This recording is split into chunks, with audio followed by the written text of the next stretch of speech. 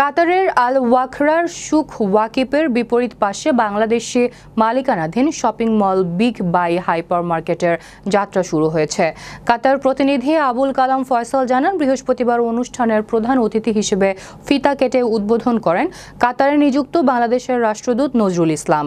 এ সময় big buy hyper মার্কেটের পক্ষ থেকে রাষ্ট্রদূতকে ফুল দিয়ে শুভেচ্ছা জানান মার্কেটের শতাধিকার engineer Abdullah Al Murad, M A Murad Hossain, engineer Ashfaq Lincoln, doctor Amit Khandaker, doctor Misbah Ul Haque, doctor Zahid Habib. আরও উপস্থিত ছিলেন দূতাবাসের ঊর্ধ্বতন কর্মকর্তা brigadier general M Khair Uddin, Abdullah Al Razi ও মাহাদি হাসান।